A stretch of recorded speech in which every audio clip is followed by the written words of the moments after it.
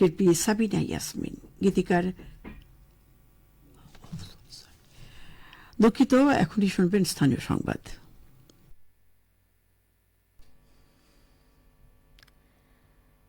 আসসালামু আলাইকুম। বাংলাদেশ বেতার রাজশাহী স্থানীয় সংবাদ পড়ছি রুমানা পারভিন। প্রধান উপদেষ্টা অধ্যাপক ড মোহাম্মদ ইউনুস বলেছেন, 2026 সালের ফেব্রুয়ারি মাসে রমজানের আগে জাতীয় নির্বাচন অনুষ্ঠিত হবে। জুলাই গণ অভ্যুত্থান দিবস উপলক্ষে জাতির উদ্দেশ্যে দেয়া ভাষণে তিনি একথা বলেন। প্রধান উপদেষ্টা বলেন, অন্তর্বর্তী সরকারের পক্ষ থেকে প্রধান নির্বাচন কমিশনারের কাছে চিঠি পাঠানো হবে যেন নির্বাচন কমিশন আগামী রমজানের আগে 2026 সালের ফেব্রুয়ারি মাসে জাতীয় নির্বাচন আয়োজন করে। সুন্দরভাবে নির্বাচন অনুষ্ঠানের প্রতিশ্রুতি ব্যক্ত করে তিনি বলেন, সরকারের পক্ষ থেকে এই নির্বাচন যাতে সুষ্ঠু, শান্তিপূর্ণ এবং উৎসবমুখরভাবে সম্পন্ন করা যায় সেজন্য সকল প্রকার সাহায্য সহযোগিতা প্রদান করা হবে। দেশের মানুষের ভোটাধিকার কেড়ে নেওয়ার কারণে গত 15 বছর দেশবাসী ভোট দিতে পারেনি উল্লেখ করে প্রধান উপদেষ্টা বলেন, এবারের নির্বাচনে যারা জীবনে প্রথমবার ভোট দিতে যাবে তাদের কাছে এই দিনটি স্মরণীয় হয়ে থাকবে। জুলাই অভ্যুত্থানের ধারাবাহিকতায় আওয়ামী ফ্যাসিবাদের পতন ও ছাত্র জনতার বিজয়ের বর্ষপূর্তি উপলক্ষে নাটোরে জাতীয়তাবাদী দল বিএনপির আয়োজনে বিজয় শোভাযাত্রা অনুষ্ঠিত হয়েছে। আজ দুপুরে নাটোর উপশহর থেকে বিজয় শোভাযাত্রা বের করা হয়। শোভাযাত্রাটি শহরের প্রধান প্রধান সড়ক প্রদক্ষিণ করে পুনরায় উপশহর মাঠে গিয়ে শেষ হয়।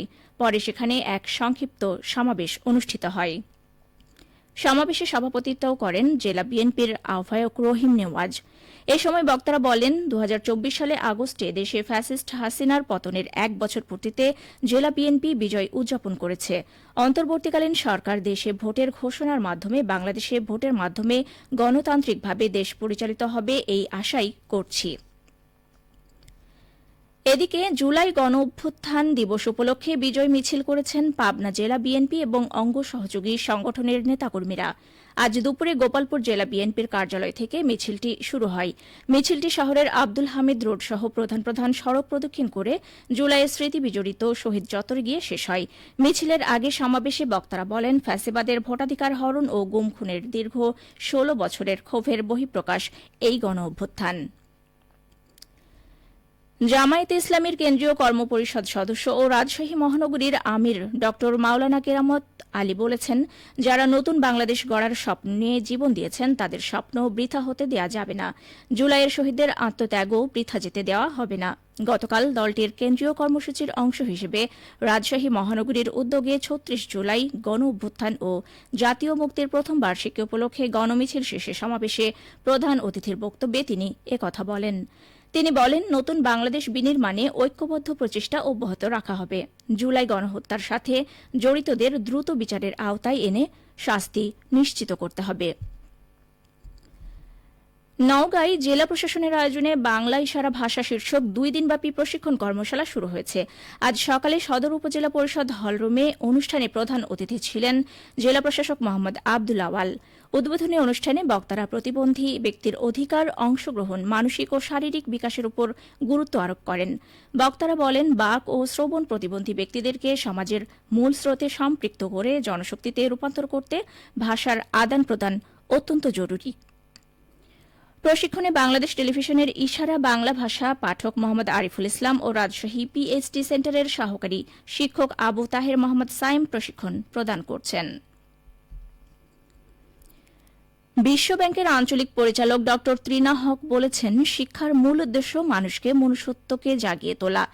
এজন্য শিক্ষার্থীদের কঠোর পরিশ্রম করতে হবে। একজন শিক্ষার্থীকে সাফল্যের চরম শিখরে পৌঁছতে হলে শিক্ষকদের নির্দেশনা মেনে চলতে হবে।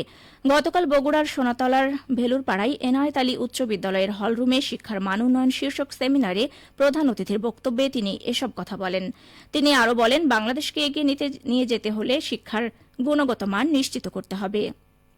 এখন সবাইকে মানসম্মত শিক্ষার জন্য তৈরি হতে হবে। চলতি বছরে পাবনা চাটমোহরে লক্ষ্যমাত্রার চেয়েও বেশি জমিতে পাটের আবাদ হয়েছে। চাটমোহরে আবহাওয়া অনুকূলে থাকায় এবার ভালো ফলনের আশা করছেন চাষিরা।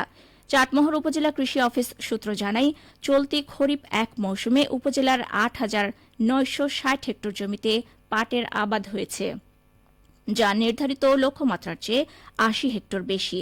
পাট চাষে উৎসাহ দিতে সরকারের পক্ষ থেকে ১,১০০ জন কৃষকের মধ্যে বিনামূল্যে সার ও বীজ বিতরণ করেছে কৃষি বিভাগ।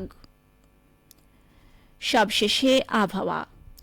আজ রাজশাহীতে সর্বোচ্চ তাপমাত্রা ছিল ৩৩.৪ ডিগ্রি এবং সর্বনিম্ন ২৫ ডিগ্রি সেলসিয়াস।